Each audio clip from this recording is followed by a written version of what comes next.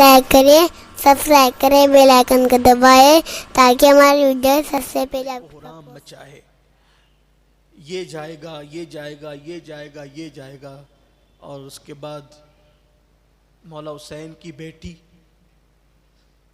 سیدہ صغرا فاطمہ بیمار ہیں، علیل ہیں، اور وہ بھی جانا چاہتی ہے سفر میں، لیکن مولا حسین کہتے ہیں کہ تم بیمار ہو اس لیے تم نے نہیں آنا اس سفر میں، سفر کی صعوبتیں اس وقت تم برداشت نہیں کر سکتی۔ سیدہ صغرا نے کہا، بعض مورخوں نے بیان کیا ہے کہ بابا آپ مجھے ساتھ لے چلیں، میں صحت مند ہوں اور اتنی بیماری مجھ پر نہیں ہے۔ مولا حسین پاک نے فرمایا نہیں بیٹی، تم سفر کی صعوبت برداشت نہ کر سکو گی۔ لکھنے والوں نے لکھا ہے کہ جس وقت صغرا کو روکا گیا تو امام نے رکنے کے لیے جب کہا تو صغرا نے کہا بابا میں اچھی ہو گئی ہوں، میں کھڑی رہ سکتی ہوں، میں چل سکتی ہوں۔ اور پوری طاقت کو سیدہ صغرا نے اکٹھا کیا اور اکٹھا کر کے جو ہے کھڑے ہونے کی کوشش کی تو بخار کی حرارت اور تپش میں اتنی کمزور ہو چکی تھی کہ کہا بابا دیکھو میں کھڑے رہ سکتی ہوں، لیکن جیسے کھڑے ہونے کی کوشش کی گویا کہ سیدہ صغرا زمین پر آ گئیں، اور اس کے بعد سیدہ صغرا نے پھر جو ہے وہ اپنے آپ کو بستر پہ ڈال دیا۔ امام نے اپنی بیٹی کا سر اپنی گود میں لیا ہوگا اور لینے کے بعد فرمایا کہ بیٹی ابھی یہی رہنا ہے، اور حضرت ام المومنین ام سلمہ سے عرض کی کہ ہم اسے آپ کو سونپے جاتے ہیں، صغرا کا خیال کرنا، جب صحت اچھی ہو جائے گی صغرا خط لکھنا، ہم تمہارے بھیا علی اکبر کو بھیج کر تمہیں بلا لیں گے اور تم چلی آنا۔ یہ وعدے کے ساتھ اور بھی بہت سی باتیں تو کہیں بھی نہیں جا سکتی۔ حضرت وارث پاک فرمایا کرتے تھے کہ آج بھی عاشقوں کو کربلا دکھائی جاتی ہے، یا یقین جانے کتابوں کی روایتیں تو اپنی جگہ ہے، لیکن سینہ بسینہ بزرگوں نے جو روایتیں منتقل کی ہے اس کی تو کوئی گنجائش نہیں ہے، صرف ایک تصور کی دنیا میں ہم آپ کے سامنے باتیں کر رہے ہیں۔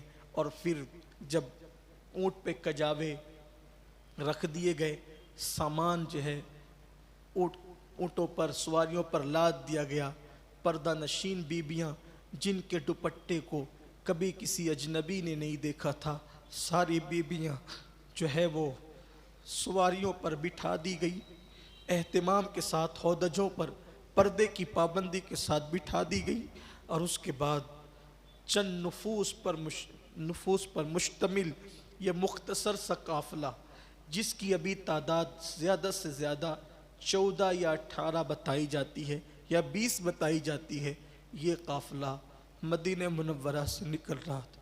سوچو زبان میں وہ طاقت کہاں سے لائے۔ آج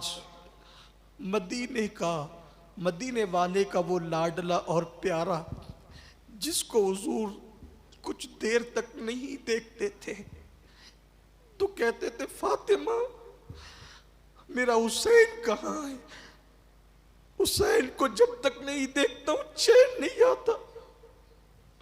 جب وہ نکل رہے ہوں گے مدینے سے تو اس وقت مکی نے گنبد خضرا پر کیا گزرتی ہوگی اور مولا حسین کی کیفیت کیا ہوگی۔ لیکن ایک دین کا تحفظ تھا، دین کی حفاظت، دین کی اقدار کی حفاظت۔ امام علی مقام اس مختصر سے قافلے کو لے کر رات کے آخری پہر میں 2 شعبان یا 4 شعبان کو نکلتے ہیں۔ ایسا لگتا تھا کہ مسجد نبوی کے مینار سر اٹھا اٹھا کر اس مختصر سے قافلے کو حسرت کی نگاہ سے دیکھ رہے ہوں گے کہ جانے والے قیامت تک زائرین آتے رہیں گے اس روضہ اقدس کی زیارت کو، لیکن اب تیرے بعد تجھ جیسا کوئی نہیں آ سکے گا۔ مسجد نبوی کے مینار سر اٹھا اٹھا کر رئیس القلم کے قلم پہ قربان جائے، اللہ ان کی مزار پہ رحمت و نور کی برسات کرے۔ رئیس القلم نے کیا پیاری بات لکھی کہ گویا کہ مسجد نبوی کے مینار سر اٹھا اٹھا کر سیدہ کے لال کو جاتے ہوئے دیکھ رہے ہوں گے. ادھر اہل بیت کے ان مسافروں نے، مظلوموں نے پلٹ پلٹ کر مسجد نبوی کو حسرت و یاس کے عالم میں دیکھنا شروع کیا.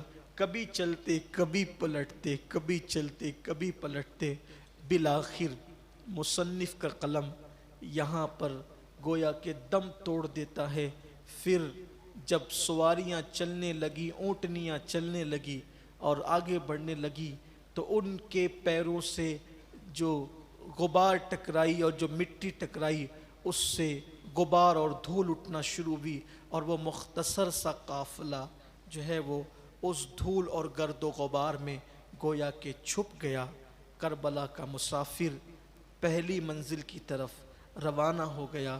سب دیکھ کر دین بچانے والا سوئے کربل روانہ ہو گیا. امام علی مقام مدینہ منورہ سے نکلے. راستے میں ملاقات ہوئی کسی سے. اس نے پوچھا امام کہاں کا ارادہ ہے؟ امام نے فرمایا فی الحال تو مکہ جا رہا ہوں، آگے اللہ سے استخارہ کروں گا اور مجھے جہاں جانے کا حکم ہوگا وہاں جاؤں گا. ملنے والے نے کہا امام مکہ جائیے اور مکہ ہی رہیے، آپ کوفہ مت جانا. ملنے والے نے کہا آپ کوفہ مت جانا، کوفہ والے بے وفا ہے، کوفی لا یوفی. انہوں نے آپ کے بابا کو شہید ہوتے ہوئے دیکھا. کیا سلوک کیا آپ کے بابا کے ساتھ، آپ کے بھائی کے ساتھ کیا سلوک کیا؟ آپ کوفہ مت جانا، باقی آپ مکے میں رہنا. امام نے فرمایا فی الحال مکے کا ارادہ ہے اور آگے کے لیے اللہ سے استخارہ کروں گا. امام پاک منزل و منزل آگے بڑھتے رہے اور راستے میں بہت سے لوگ ملے. پوچھنے والوں نے پوچھا امام پاک جو ہے کوئی بات نہیں بتائی. اور جب آپ مکۃ المکرمہ میں آپ کا ورود ہوا، آپ تشریف لائے، تو مکے میں جشن کا سما تھا. جیسے مدینہ منورہ میں حضور کی آمد پہ جشن کا سما تھا، مدینہ منورہ والوں نے جیسے استقبال کیا تھا، جب لوگوں کو پتہ چلا امام حسین آئے، خوشی کا سما تھا، سب خوش ہوئے. امام پاک مکہ پہنچے. مکہ پہنچ کر ان کا تو خود آبائی مکان وہاں پر تھا. تو مورخوں نے لکھا ہے کہ جہاں پر حضور اکرم صلی اللہ علیہ وآلہ وسلم اور بنو ہاشم کے مکانات تھے، ان کے مکانات اب بھی تھے، تو وہاں رکے امام پاک. حضرت عبداللہ ابن زبیر رضی اللہ تعالیٰ، عبداللہ ابن عباس، یہ حضرات ملنے کے لیے آئے. عبداللہ ابن زبیر نے کہا اب آپ یہیں رہیں، یہاں سے کہیں نہ جائیں، اس لیے کہ آپ کو یہاں سے نکالنے کی کوشش کی جائے گی، آپ کو یہیں رہنا ہے. آپ یہاں رہیں گے، ہم اپنی اولاد سے زیادہ آپ کی اولاد کی حفاظت کریں. دیکھو جو لوگ کہتے ہیں صحابہ نے ساتھ نہیں دیا معاذ اللہ، وہ یہ یہاں تاریخ کے ان اوراق پر وا کر سوچیں. حضرت عبداللہ ابن زبیر کا قول، اور یہ حضرت عبداللہ ابن زبیر تو رشتہ دار بھی ہیں، بڑے قریبی رشتہ ہے. حضرت عبداللہ ابن زبیر زبیر ابن عوام کے بیٹے ہیں، اور یہ زبیر ابن عوام شوہر ہیں حضور اکرم صلی اللہ علیہ وسلم کی پھوپھی کی.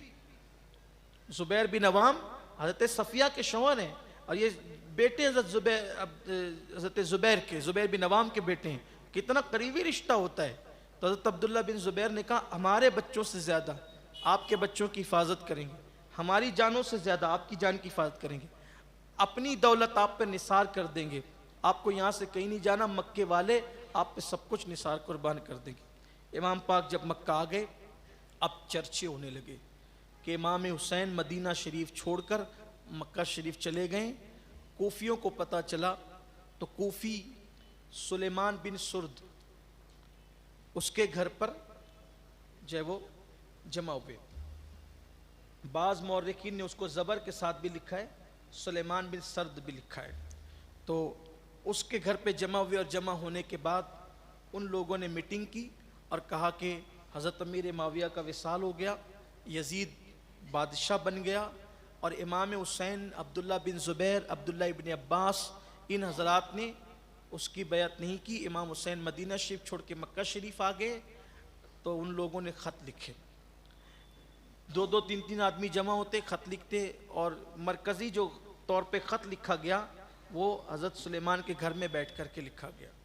اب ہوا یہ کہ وہ خط آنے شروع ہوئے، چند دنوں کے اندر 150 خط آ گئے، اور مورخین نے ٹوٹل خطوط کی تعداد بھی لکھی ہے، کسی نے 12,000 خط لکھا، کسی نے 20,000 تک خط کا تذکرہ کیا، اور بعض مورخین نے تو 1.5 لاکھ بھی لکھا ہے، لیکن مجھے ایسا لگتا ہے کہ شاید جو وہ 150 کو پھر کہیں ایسا نہ ہو کہ تعداد بڑھ گئی، واللہ عالم، ہر مورخ کی اپنی تحقیق ہے، لیکن اگر 150 خطوط بھی 4 دن کے اندر جمع ہوتے ہیں، یعنی جس دن پہلا خط آیا اور جس دن آخری خط آیا، تو پہلے خط اور آخری خط کے درمیان 4 دن گزرے تھے، 150 خطوط، اور اس کے بعد بھی خط آتے گئے۔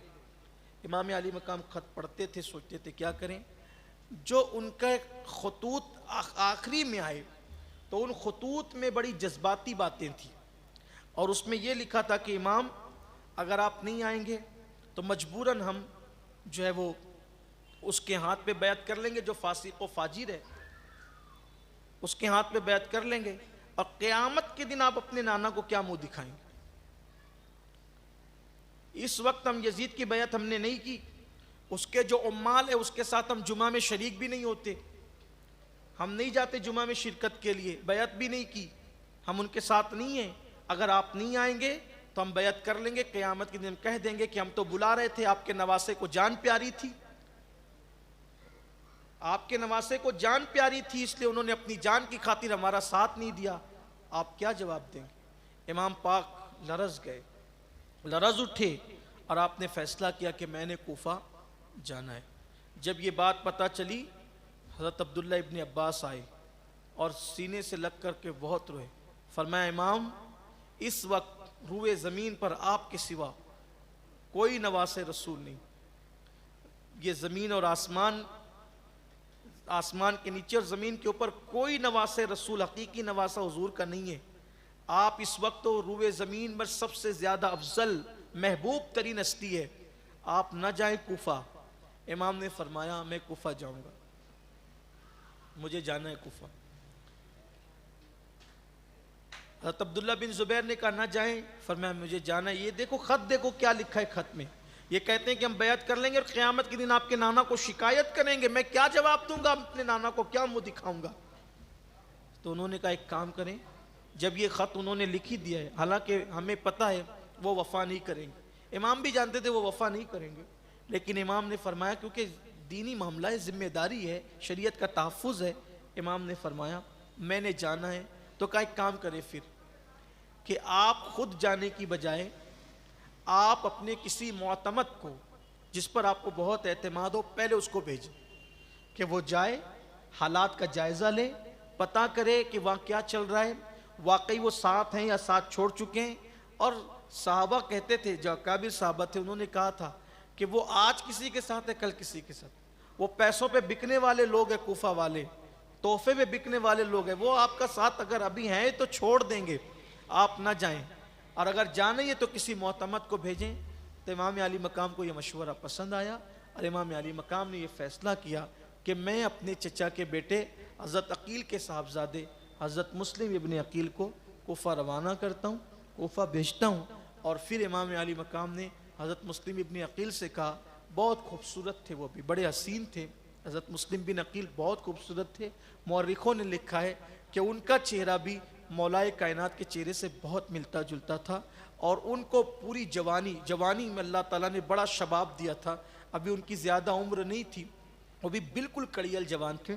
امام علی مقام کے چچا حضرت عقیل ابن ابو طالب کے وہ بیٹے تھے مسلم ابن عقیل، تو ان کے لیے امام نے فیصلہ کیا کہ تم ہوشیار چالاک ہو اور بر وقت فیصلہ لینے کی تمہارے اندر اللہ نے صلاحیت دی ہے، تم کو جانا ہے۔